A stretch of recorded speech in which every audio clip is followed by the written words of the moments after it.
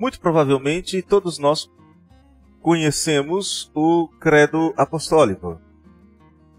Creio em Deus Pai, Todo-Poderoso e etc. A gente, pelo menos no início da minha caminhada na igreja, a gente tinha o hábito de recitá-lo em algumas das nossas reuniões. Mas, de qualquer maneira, é considerado um dos símbolos de fé da nossa igreja. Símbolo de fé não é uma figura que a gente coloca para ser venerada. Quando nós falamos de símbolo de fé, estamos nos referindo a uma súmula, a uma expressão, um texto que, de certa maneira, ele tenta resumir os aspectos fundamentais da nossa fé. Nós temos outros textos que também são símbolos de fé, que tentam expandir, que expandem o credo apostólico e tentam explicar aquilo que nós cremos. Lemos há pouco um dos textos, um desses símbolos de fé, que é o breve catecismo, que inclusive é o que nós vamos estudar às terças-feiras este ano. Então, no início da escola dominical, a gente vai estudar sobre o credo apostólico. Na terça-feira, vamos estudar mais profundamente sobre o breve catecismo. Eu espero que daqui a algum tempo a gente esteja estudando a confissão de fé, que é um pouco mais ampla, que é muito mais densa. Então, quando nós pensamos no credo, nós estamos falando de um texto que resume, muito resumidamente mesmo, a nossa fé, trazendo os pontos principais. Um texto que tem sido considerado a base do cristianismo ortodoxo. Inclusive, ele é utilizado quando os cristãos vão professar publicamente a sua fé. Quando você foi professar a sua fé, certamente o pastor perguntou: você crê em Deus Pai Todo-Poderoso, Criador do céu e da terra? Creio. Você crê em Jesus Cristo, seu único Filho, e etc? Crê no Espírito Santo, crê na igreja, crê na ressurreição dos mortos, crê na vida eterna? E você disse creio, porque se dissesse não creio, o pastor não teria batizado você, ou não teria professado a sua fé. Existe... como é que surgiu o credo? Vamos orar primeiro, e depois a gente vai ver a história, ou melhor, a lenda sobre o surgimento do credo apostólico. Oremos. Pai querido, te louvamos, Senhor, por esta manhã, e te louvamos pelo privilégio que nós temos de ter este lugar no qual nós nos reunimos com todo o conforto possível, com toda a segurança possível, com disposição no coração para aprendermos a Tua Palavra. Para nesse período, embora curto, nós buscarmos conhecer mais do Senhor. E na medida em que nós conhecemos mais o Senhor, nós conhecemos melhor a nós mesmos. E quando essas coisas acontecem, nós fomos levados a buscar nos aproximar mais do Senhor, buscar de santificação, de poder para viver segundo o seu Evangelho. Pedimos que o Senhor, pelo Teu Espírito, nos guie, nos fortaleça, nos abençoe. É o desejo que temos no coração. Em nome de Jesus. Amém.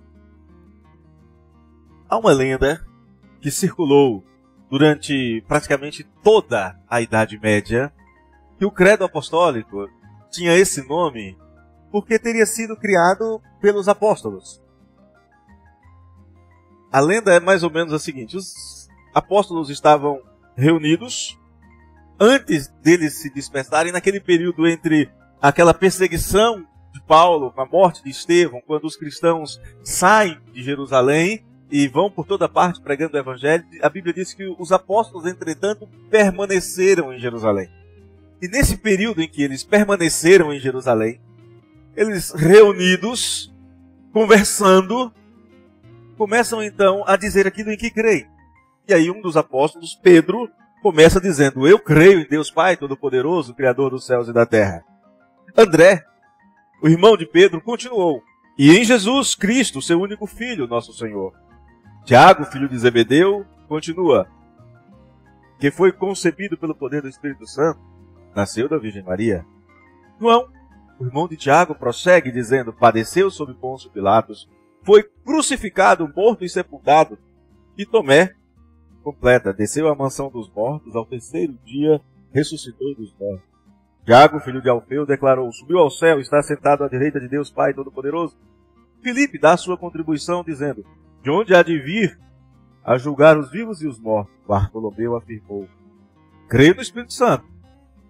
E Mateus acrescentou: na Santa Igreja Católica, na comunhão dos santos. Simão o Zelote disse: no perdão dos pecados. E Judas Tadeu proclamou: na ressurreição dos crentes. E por fim, Matias, aquele que havia sido escolhido para substituir Judas, concluiu dizendo: na vida eterna. Amém. Uma belíssima história. Bonita. Mas não é factual. Não foi assim que aconteceu. Mas durante muito tempo, durante quase um milênio, né, a igreja tinha essa história como verídica. Era contado pelos pregadores, era contado pelas pessoas de uma para outra. Isso era passado de geração em geração. Isso foi considerado uma história até que, na Reforma Protestante, ou um pouquinho antes da Reforma Protestante, começou-se a estudar a história da igreja com mais profundidade, a analisar os documentos, etc. E percebeu-se que a formação do credo foi um pouquinho diferente. Essa nossa primeira aula sobre o credo, ela vai pensar bastante sobre história, para que depois a gente entre na parte teológica propriamente dita. Mas se os irmãos tiverem perguntas, se quiserem interromper, fiquem à vontade. Contexto histórico do surgimento do credo. A igreja nasce como uma comunidade cristã em Jerusalém. Pregamos domingo passado sobre Atos 2, 41 até 47. Ali nós temos o momento do surgimento da igreja, os apóstolos pregando, após a descida do Espírito Santo, e uma multidão de judeus. Pastor, mas não eram gentios, partos, medos, elamitas, não, eram judeus que tinham vindo destas nações para Jerusalém. Era uma comunidade de quase 3.000 judeus. Depois foi se expandindo para 5.000, para 8.000 e continuou crescendo. Mas a princípio era uma comunidade de judeus. Esses judeus foram dispersos, nós encontramos isso em Atos 8, por causa daquela perseguição que resulta na morte de Estevão, e que Paulo consente na morte de Estevão. Paulo vai até as autoridades e pede uma carta o autorizando a prender judeus por causa da fé cristã. E a Bíblia diz que ele respirava ameaças de morte contra a igreja, e ele saía arrastando as pessoas, e ele próprio fala isso, tanto grandes quanto pequenos, arrastando as pessoas para as prisões. Mas a igreja está se expandindo. E os cristãos convertidos neste período, eles iam por toda parte anunciando o evangelho do reino. Está em Atos, capítulo 8, verso 4. Os judeus já haviam aprendido a conviver com perseguições. Não era novidade para os judeus conviverem com as perseguições. Quando eles foram, por exemplo, levados cativos para a Babilônia, eles começaram a organizar-se em pequenas comunidades e a reunir-se em grupos para estudos da palavra. Isso vai dar origem às sinagogas. Palavra que significa lugar onde as pessoas falam junto, ou onde se reúnem para falar. Então, as sinagogas vão surgir 400 e poucos anos, quase 500 anos antes desses eventos aqui de Atos. Por onde fossem, se reunirem para estudar a palavra. E começou então a haver grupos de judeus convertidos ao cristianismo que se reuniam para estudar a palavra. E isso fazia com que eles buscassem também anunciar a sua fé. Mas eles tinham alguns problemas. A gente vai ver que eles tinham alguns problemas mais para frente. Para que a igreja não se tornasse então uma multidão de pequenas facções evangélicas, digamos assim, ou pequenas seitas, ou grupos heréticos, surgiu a necessidade de eles definirem o que nós vamos pregar realmente. O que nós vamos anunciar. O que nós vamos dizer para os nossos irmãos. Porque a princípio eles estavam falando aos irmãos judeus da dispersão. O que nós vamos falar para eles? E para os prosélitos, os gentios que haviam se tornado judeus, o que nós falaremos para eles? e para os tementes a Deus, que era um grupo de gentios que havia se aproximado da igreja, mas que não se tornou judeu, mas que estava ali querendo aprender mais sobre a palavra de Deus. O que nós ensinaremos para essas pessoas? Surge então a necessidade de estabelecer os pontos fundamentais da fé cristã. Estamos aqui ainda no primeiro século. Os apóstolos ainda estão vivos. Os apóstolos ainda estão escrevendo as suas cartas. E os pregadores cristãos têm em suas mãos apenas o Antigo Testamento. Se nós hoje achamos que é meio complicado, que é difícil pregar o Evangelho com o Novo Testamento nas mãos, imagine esses irmãos que só tinham o Antigo Testamento e a doutrina ensinada verbalmente pelos apóstolos, e nós sabemos que aquilo que é ensinado verbalmente, quando chega lá na última ponta, chega com algumas distorções. Já brincamos aqui do tal do telefone sem fio. Todos aqui já devem ter brincado em algum momento da vida do telefone sem fio. Fala pro outro, fala pro outro, fala pro outro. Quando chega no final, às vezes chega uma história que é exatamente o oposto daquilo que se falava. Então veja, a igreja cristã, num ambiente desfavorável, sem as ferramentas que nós temos hoje, e aqui como ferramenta, eu estou colocando o Novo Testamento, estou citando aqui, estou preocupando com celular, com métodos evangelísticos, sem o Novo Testamento, a igreja tenta sobreviver e crescer num ambiente de perseguição, num ambiente completamente desfavorável. Mas para que a coisa não parecesse fácil, isso já está difícil. Não tem o Novo Testamento, né? Não tem perseguição. Os judeus querem acabar com a fé cristã, os gentios querem acabar com a fé cristã. Ainda tem mais problema? Tem, ainda tem mais problema. Qual seria o problema? As heresias.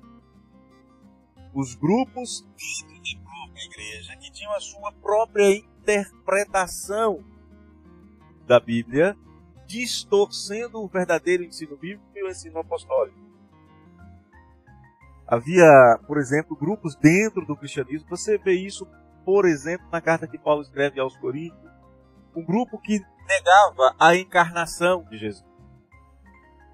Tinham grupos que negavam a divindade de Jesus. E João tem que dizer, olha, se não aquele que não confessa que Cristo é Deus em carne, seja anátema. Então nós tínhamos negação da humanidade de Jesus por um grupo de nós. Uns diziam, ele não é homem de verdade. Outros diziam, não, vocês estão errados. Ele não é Deus de verdade. Isso dentro da fé cristã. Outros diziam, quer saber, esse negócio de ressurreição dos mortos é historinha. Não vai ter ressurreição de mortos, coisa nenhuma. Já no primeiro século houve quem negasse o nascimento virginal de Jesus. É nesse contexto, que a fé cristã começa a se expandir. Mas eu insisto, os apóstolos ainda conseguem escrever, ainda tem tempo para eles escreverem combatendo essas heresias. Alguns diziam, precisa guardar os mandamentos dos judeus, precisa fazer a circuncisão, precisa guardar o sábado, precisa evitar determinadas comidas. Paulo escreve aos Romanos dizendo, não, meus irmãos, isso é rudimento, isso já ficou para trás. Aqui, no primeiro século, nós ainda temos apóstolos. Ainda não é formalizado o credo. O cânon está sendo escrito, mas ainda não estava disponível. Estudando a história da igreja, você vai perceber que o cânon do Novo Testamento só é fechado, com os 27 livros que nós conhecemos, no final do século IV.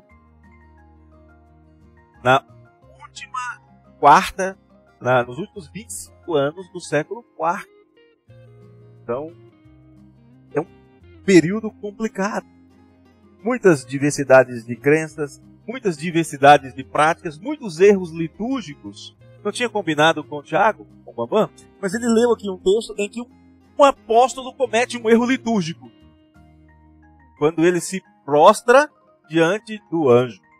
Diante de um anjo. Não era o anjo do Senhor, não era Ele se prostra diante de um anjo, e o anjo diz, não, se levante, eu sou conservo teu. Se um apóstolo comete um erro litúrgico, um erro de adoração, imagina os demais cristãos, às vezes cristãos que viveram 100 anos depois da vinda de Jesus, não eram apóstolos.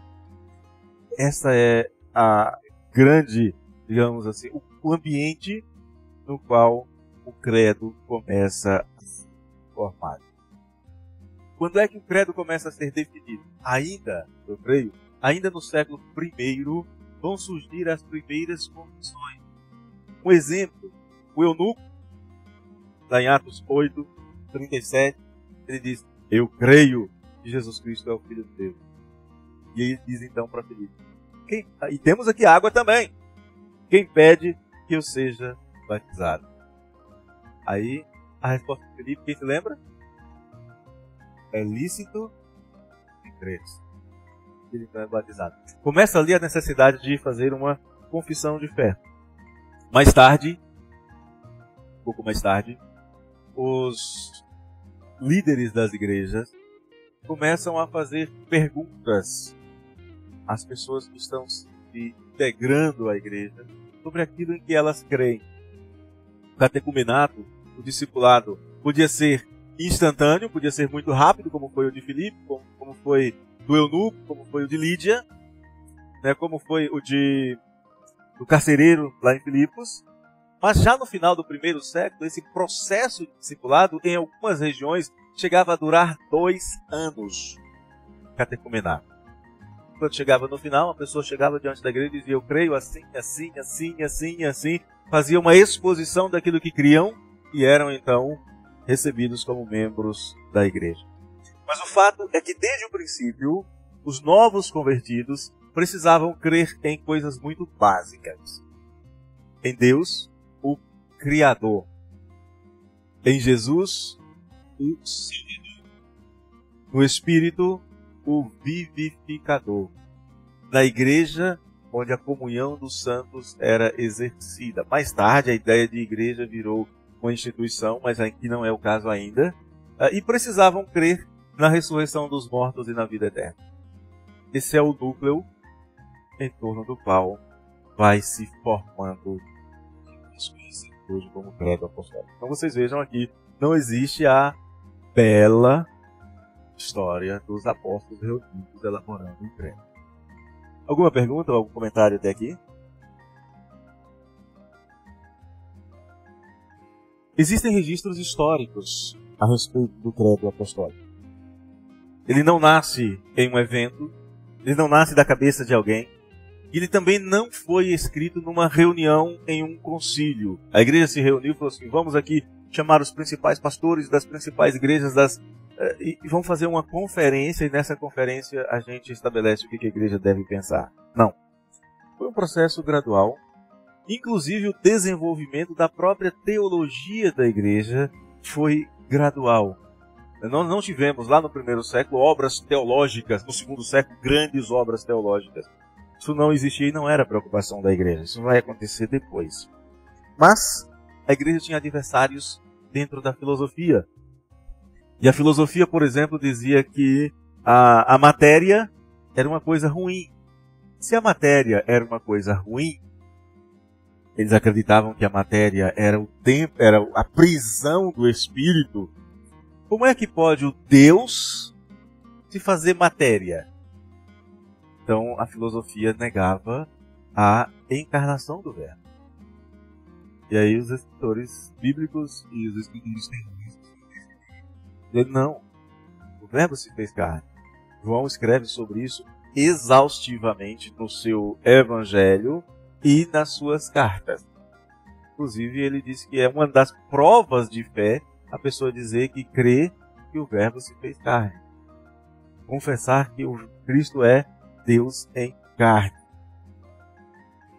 A igreja também teve que enfrentar os adversários que nós chamaríamos de os hereges dentro da igreja. Os adversários internos começam a surgir logo no início da pregação da igreja, e eles continuam presentes, pelo menos de uma maneira muito acirrada, e perigosa para a existência da igreja até o final do século IV. A negação, por exemplo, da perfeita humanidade de Jesus só foi resolvida no final do século IV e início do século V. Os cristãos pregavam que Jesus era verdadeiro homem, mas grupos heréticos se levantaram, dentre os quais o mais perigoso deles foi liderado por um bispo chamado Ário, deu origem ao arianismo, que ainda existe hoje, esse movimento. De vez em quando eles batem na porta da sua casa, vestidos de preto e branco, com um folhetinho, com uma revistinha, com um livretinho, com o nome de testemunhas. Ainda continuam pregando essa mesma heresia, que já foi condenada pela igreja no início do século IV, em meados do século IV. Só no século IV foi condenada em concílio pela igreja 5 vezes. Mas eles continuam. Sumiu durante um tempo, desapareceu durante um tempo. Entre os séculos V e o século XVII para XVIII desapareceu. No século XIX, início do século XIX, reaparece. E está aí ainda hoje. Então a igreja teve que enfrentar doutrinas heréticas. Uma delas nós não sabemos exatamente o que é, mas trouxe graves problemas à igreja, tanto que é denunciada por João no livro de Apocalipse como uma heresia chamada nicolaísmo. O gnosticismo trouxe problemas, o marcionismo trouxe problemas. O marcionismo negava a encarnação do Verbo e negava também, por exemplo, que o Deus do Antigo Testamento fosse o verdadeiro Deus dos cristãos. O Deus Criador não poderia ser o Deus dos cristãos. Como é que começa o credo? Creio em Deus Pai Todo-Poderoso, Criador. Combatendo o gnosticismo e o marcionismo.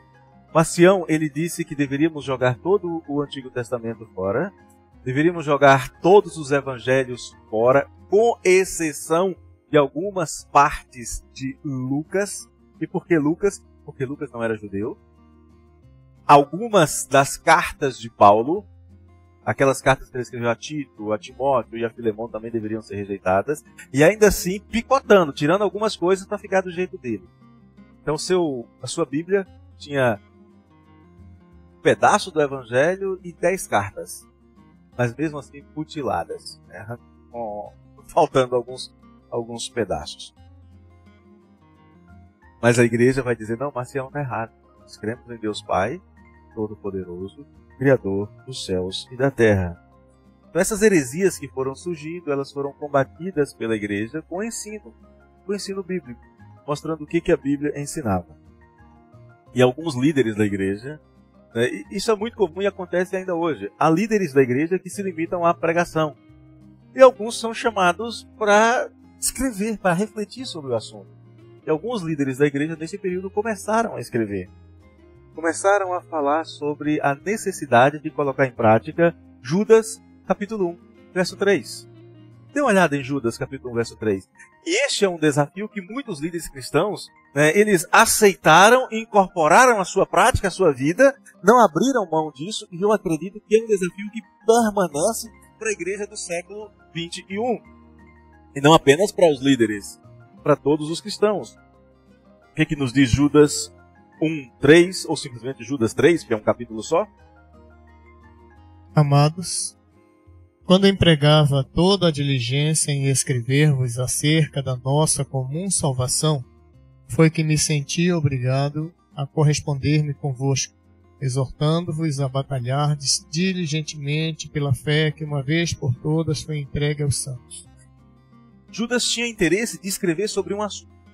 Percebeu que havia um problema.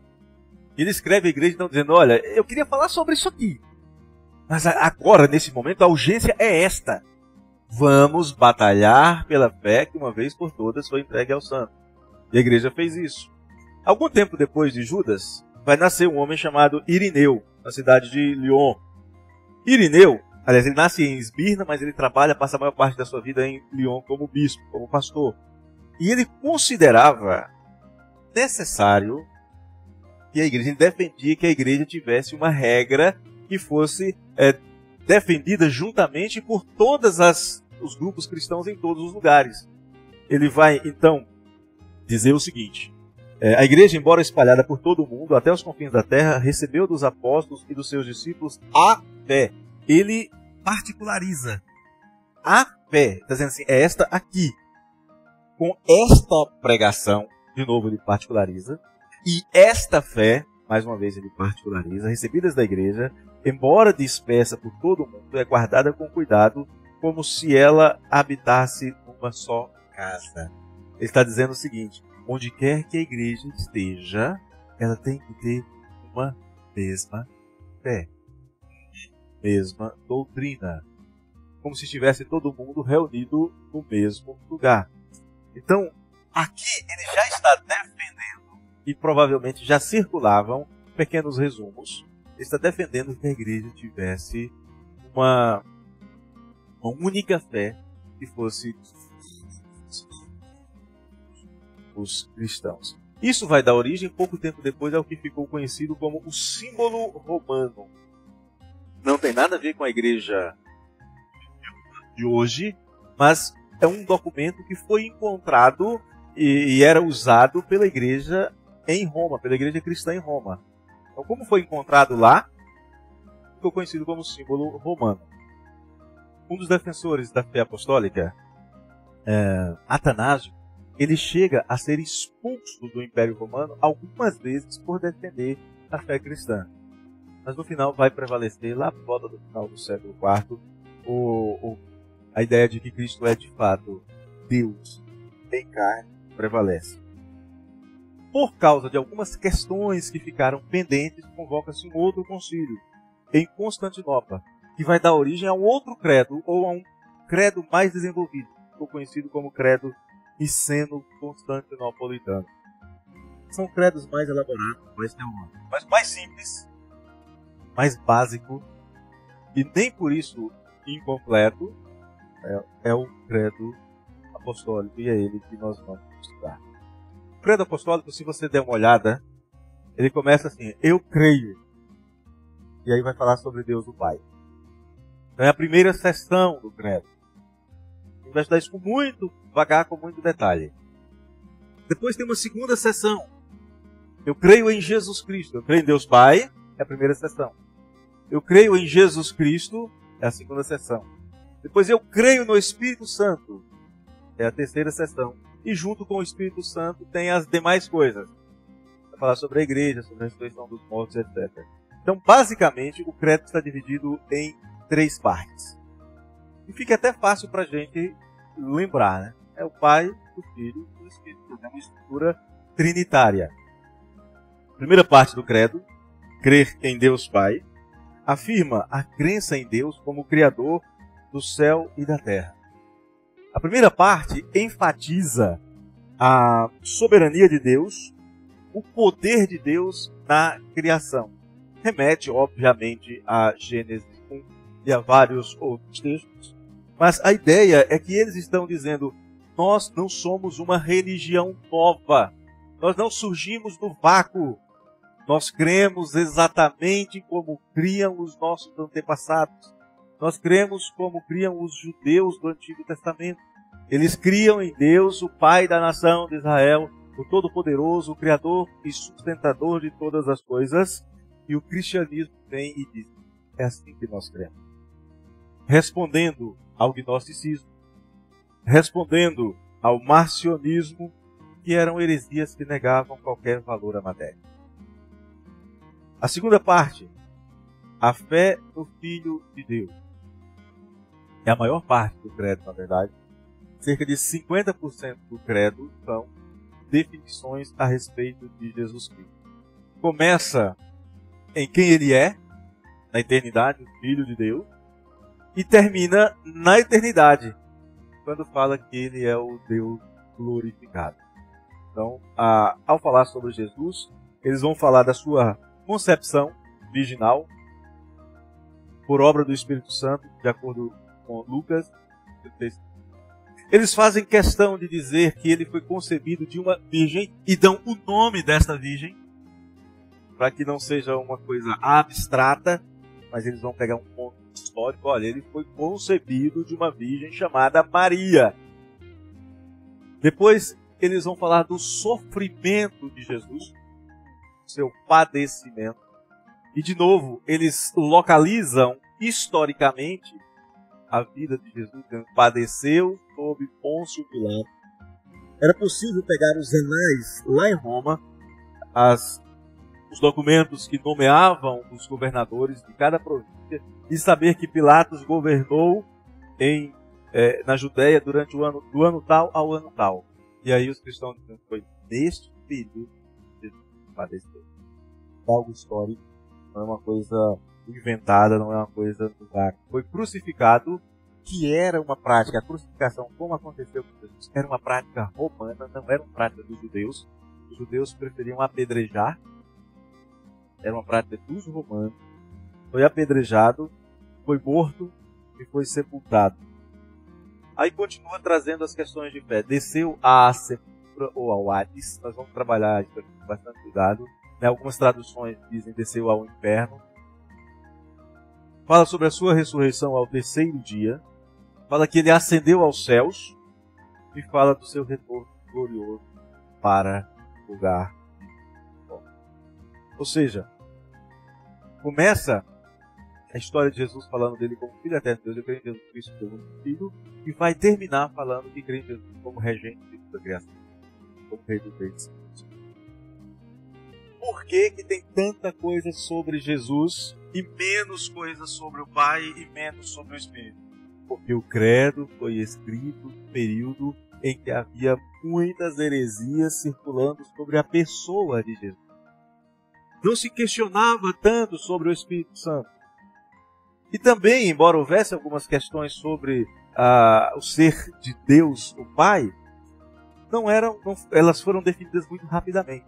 Mas sobre Jesus, houve uma série de questionamentos. Nascimento virginal, encarnação, ressurreição, se ele morreu mesmo, se ele ressurgiu mesmo, se ele foi elevado aos céus mesmo, se ele iria voltar mesmo. Então havia muitas questões que eram colocadas e o credo vai e responde a cada uma delas. Por isso que a parte que trata de Jesus corresponde a praticamente 50% do credo, quase 50%. E a terceira parte é sobre o Espírito Santo e as demais coisas. Houve uma necessidade de definir, de falar alguma coisa sobre o Espírito Santo, que também é apresentado como divino, porque houve quem dissesse que o Espírito Santo não era divino, era só uma energia de Deus, caso de Ário.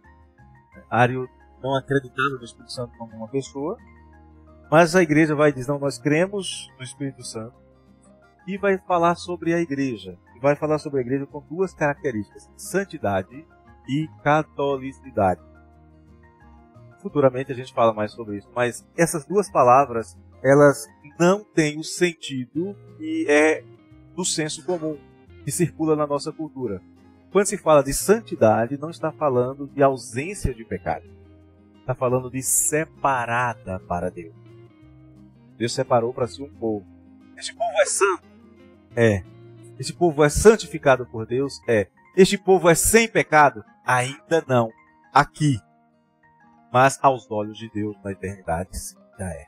Então fala, por isso que fala da Santa Igreja. Quando fala de catolicidade, da Igreja Católica, o que vem à sua mente? Quando fala de Igreja Católica, o que vem à nossa mente? De imediato, Manuel. Nossa vizinha. Então, hoje em dia,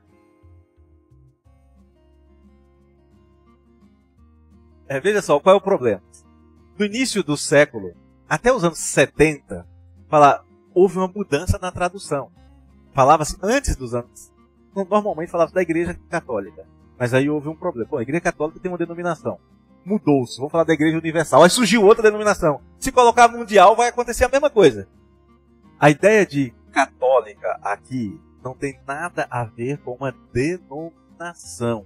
A ideia de catolicidade aqui é a igreja que é a mesma igreja em todo lugar. Está falando da universalidade da igreja, da expansão da igreja, mas que é segundo o todo do ensino dos apóstolos. Então, uma igreja que foge ao ensino dos apóstolos, ela não é uma igreja católica. A rigor, chamar a si mesma de católica, mas abandonar o ensino dos apóstolos, é negar a sua própria catolicidade. Vejamos o exemplo de João em Apocalipse 22. João se prostra diante de um anjo. O anjo diz, não, de jeito nenhum, adora a Deus. No entanto, nós temos grupos religiosos que adoram pessoas, imagens, entidades. Fogem ao ensino dos apóstolos. Fogem ao princípio da catolicidade. Então, catolicidade aqui é estar de acordo com todo o ensino apostólico. Está dentro do ensino bíblico. Era necessário que eles falassem sobre catolicidade também pelo seguinte, porque naquela época tinha grupos que reconheciam apenas uma porção dos livros do Novo Testamento e rejeitavam outros. Algumas igrejas rejeitavam as cartas de João, outras as de Pedro, algumas rejeitavam Tiago, outras rejeitavam as cartas pastorais de Paulo, algumas só tinham um ou dois dos evangelhos, e eles então vão dizer, não tem que ter seguido todo o ensino dos apóstolos. Por isso o termo catolicidade aqui. Ok? Mas nós vamos ter uma manhã inteira para tratar do assunto da catolicidade da igreja. Perfeito? Ficou claro? Tá tranquilo? Alguém tem alguma dúvida? Quer fazer alguma pergunta? O credo, a pergunta do nosso irmão Gentil é a seguinte: por que o credo não está na Bíblia? É simples, porque ele não é inspirado, ele não foi escrito pelos apóstolos. Ele é uma reflexão teológica da igreja para responder a questões sobre a sua fé e para fornecer um roteiro de profissão de fé e de evangelização. Ele foi colocado nas nossas Bíblias, a gente compra a Bíblia hoje, e ele está lá como um adendo. Mas ele não existia como nós o conhecemos. Lembra, o símbolo romano aparece no século II.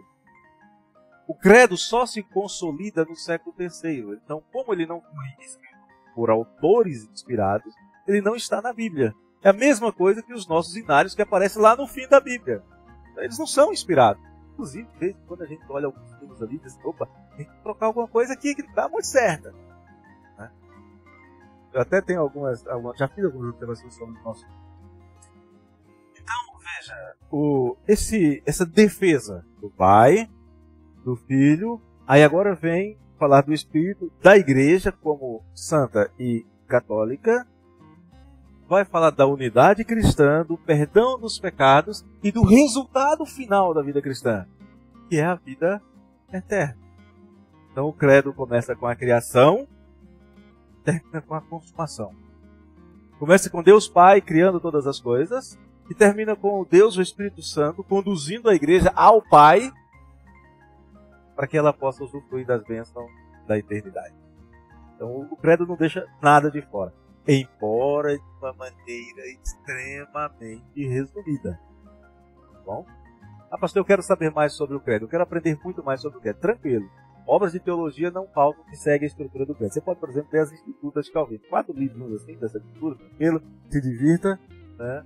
Mas nós vamos ter aqui 35 lições sobre esse assunto. Tá? Só 35. Na Idade Média, os teólogos cristãos começaram a estudar a desenvolver o credo, escrever obras teológicas do roteiro do credo. Por exemplo, nós tivemos Tomás de Aquino, nós tivemos Agostinho, nós tivemos Martinho Lutero, nós tivemos João Calvino. Todos eles pegaram o roteiro do credo e o expandiram, escrevendo as suas obras de teologia. Louis Berkhoff também fez a mesma coisa, e vários outros autores que ao longo do tempo têm utilizado a estrutura do credo para escrever as suas obras. Os nossos catecismos, breve catecismo, catecismo maior, confissão de fé, também seguem mais ou menos a mesma estrutura do credo. E o credo não é imutável, tá? Mas ele está ali, ele é uma base sólida para a nossa fé. Pergunte. A maioria das igrejas cristãs evangélicas adotam o credo. Sim, embora com uma interpretação diferente. Por exemplo, a igreja, quando eles falam de igreja católica, eles estão falando de uma instituição. Na visão deles, quem não está na igreja católica não está ligado a Cristo. Católico? Não, não é. O credo é pré-católico. O credo é cristão. O credo é cristão. Ele não é católico. Agora, sabe qual é o costume? Sabe qual é o problema? É a nossa cultura. nosso país é um país de formação catolicizada. Então, tudo aquilo que era prática do catolicismo, cristianismo evangélico, de uma certa maneira criou uma barreira. Mas em relação ao credo, não temos como ter essa barreira, porque ele é pré-Igreja Católica Apostólica Romana. Ele é um documento, uma confissão de fé da cristandade. Ok? Mas na nossa cabeça e na nossa cultura, e talvez até, Manuel, por falta de informação e por falta de instrução, é igual...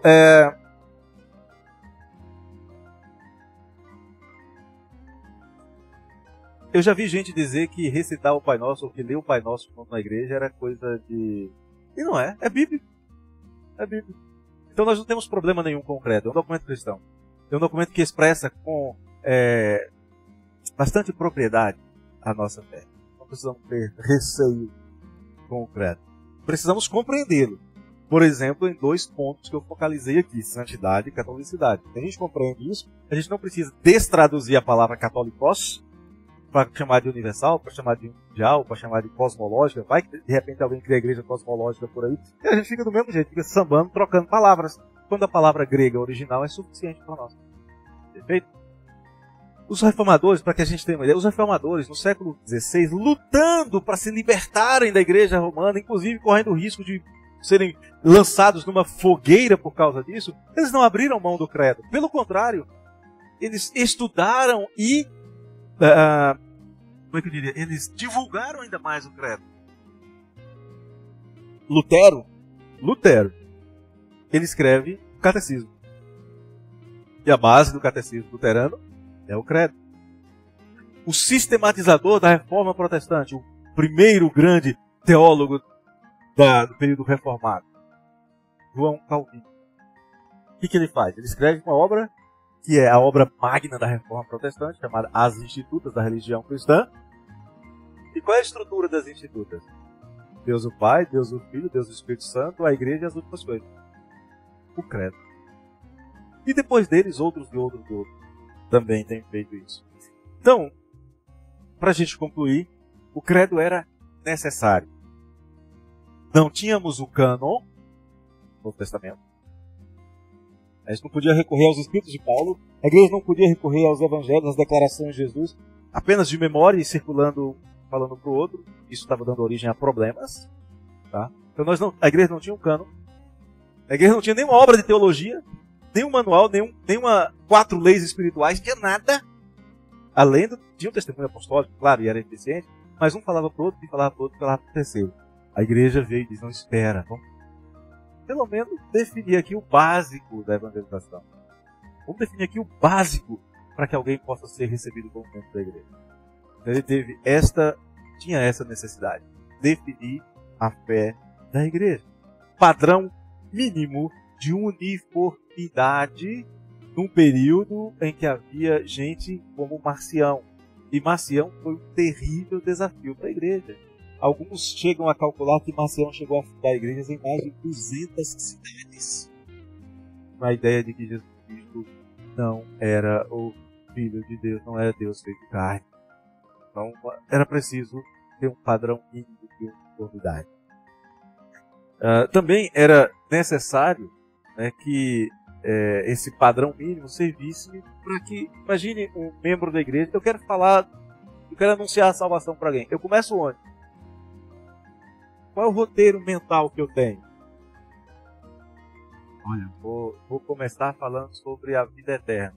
Você começa da vida eterna e termina na criação?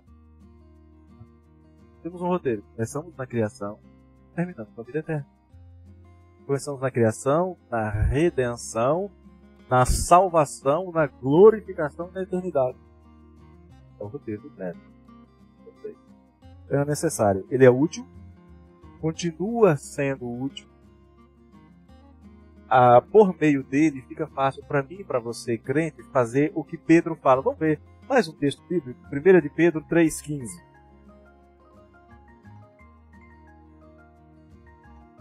Primeira de Pedro 3,15.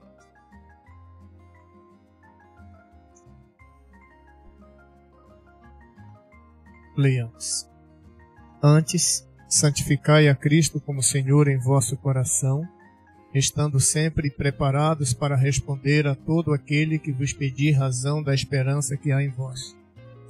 Se todo cristão tivesse guardado na sua mente o credo, ele saberia dizer minimamente a razão da esperança que carrega no coração. Ele poderia chegar para alguém e falar assim: olha, eu creio que Deus criou você, que Deus nos criou, mas eu sei que nós pecamos. Do Cristo, concebido pelo Espírito, e morreu na cruz para salvar você do seu pecado. E que se você crer em Jesus, você vai fazer parte da igreja de Deus. E sendo parte da igreja de Deus, você vai ser salvo dos seus pecados e ter vida eterna. Olha que simples. Olha que simples. É o credo. Simples. É bom a gente conhecer por causa disso. Facilita quando a gente quiser falar do amor de Deus para com outras pessoas. O credo é bíblico. Nenhuma das afirmações do credo alguém escreveu porque achou bonito, mas escreveu porque está nas Escrituras. E cada um dos pontos do credo, quando nós formos estudar com detalhes, vocês vão ver que há numerosos textos das Escrituras que tratam do assunto. Mesmo os textos, as afirmações mais complicadas. E o credo tem pelo menos uma afirmação bastante complicada, que a gente vai falar sobre isso, que é a descida de Jesus ao Hades. O que é Hades? É sepultura ou é sepultura? Este assunto será discutido no mês de maio, mês de junho. Mês de junho, aguarde, Manuel. Mês de junho a gente trata sobre isso. Ok? Então, ele é profundo. Ele é simples. Ele contém as doutrinas essenciais da fé cristã. Ele serve como um testemunho duradouro da nossa fé, da fé que tem sido transmitida pelos apóstolos, preservada pela igreja e pregada pelos crentes ao longo dos séculos. Ele tem importância histórica, mas não é só histórica, a gente não é museu para ficar construindo obras e templos para... Ele tem importância teológica e tem importância espiritual. Por isso que a gente vai estudá-lo profundamente. No final a gente vai conhecer bem o credo, mas vai conhecer também a palavra de Deus, o que a palavra de Deus ensina sobre cada um dos pontos apresentados pelo credo. Ok? Alguma pergunta mais antes de nós encerrarmos? Do mais velho para o mais novo, Manuel. E está mais longe também. Regra parlamentar. Pastor, como o irmão falou sobre o credo que não está na Bíblia, antes mesmo de eu conhecer Bíblia, de ler alguma coisa, né, que ainda era menino, né, a gente ia na igreja católica, ia por ir, né, porque a gente não tinha também aquele negócio todo, mas como os pais falavam, vai para a igreja, vamos para a igreja, tá, a gente ia. Acho que a maioria dos católicos é assim, né, vai para a igreja, vamos para a igreja, porque tem aquele hábito de ir, né. E a primeira coisa que a gente aprendeu, que eu vi, é o credo, porque antes eu não lia a Bíblia, não sabia o que era, se tinha o Pai Nosso na Bíblia, que a gente via falando também e tal. Mas pelo menos o credo, a gente inclusive ia com um papelzinho para casa que na igreja dá. Eles têm esse papelzinho, eu acho que até hoje, que está escrito o credo nele. E a gente levava e ali foi onde eu conheci o credo apostólico, né, que a gente tinha um maior respeito e tudo, que era uma das orações assim mais... Apesar da gente não ter esse conhecimento de fé, né, naquele tempo, mas mesmo assim, foi por meio do credo que a gente começou a dar essa caminhada aí na igreja. Ou seja, ele exerceu a sua função, mesmo sendo usado de maneira inadequada. Pois é, também eu não tinha entendimento de muita coisa de nada, né? Então, pelo menos aquelas palavras lá, creio em Deus Pai, todo poder, aquilo ali a gente até decorou, né? Sim. A maioria tem decorado aquilo ali. É verdade. Lembrando que o Luiz... Nasceu em que ano, Luiz? 65. A leitura da Bíblia só foi liberada para os católicos 2 anos antes do Luiz nascer, em 1963. Até 63 era proibido. Então é claro que não havia disseminação de leitura das Escrituras. Era através de textos documentais, liturgias, credos e etc. que eram utilizados na igreja. Manuel. Ô pastor, me explique aí o testemunho de Jeová aí, por favor. Vou fazer o seguinte, quando eu for falar da encarnação de Jesus, creio em Jesus Cristo, eu vou ter uma aula inteira sobre isso. Mas a ideia dos testemunhos de Jeová é que... Na verdade, sim, às vezes eu tenho um colega meu, eu pessoalmente gosto muito dele, né? E toda vez que eu pergunto de Cristo, ele me responde, eu fico assim, meio assim. Se eu acredito, se eu não acredito nele, entendeu? Jesus, para o Testemunho de Jeová, é um homem... Certo, entendi. Mas resumindo, é um homem que foi perfeitamente obediente, sobrenaturalmente capacitado, que só descobriu, por exemplo, que era o Messias no batismo. Então no batismo ele foi sobrenaturalmente capacitado para ser obediente e receber um lugar de exaltação. A ideia é de que essa capacitação sobrenatural, no máximo, faria de Jesus a primeira criatura de Deus. Que veio e mas não o Filho eterno de Deus. Ele é um Deus minúsculo. Por exemplo, lá em João, no capítulo 1, quando fala sobre a encarnação do Verbo, né, lá diz, no princípio era o Verbo, e o Verbo estava com Deus, e o Verbo era Deus. A palavra Deus ali é adjetivo, o Verbo era divino. Mas o Testemunho de Jeová, ele coloca um pronome coloca um artigo inexistente. Ele insere um artigo. No princípio era o Verbo, e o Verbo estava com Deus, e o Verbo era um Deus com D minúsculo. Na prática, cria-se um biteísmo, deixa de crer num Deus único para crer num Deus grande e num Deus pequeno. Essa é a fé que é defendida logicamente, embora eles digam, não, nós não acreditamos que ele é um Deus. Mas na prática, quando eles colocam Jesus como um Deus com D minúsculo, eles estão dizendo que tem um Deusão e um Deusinho.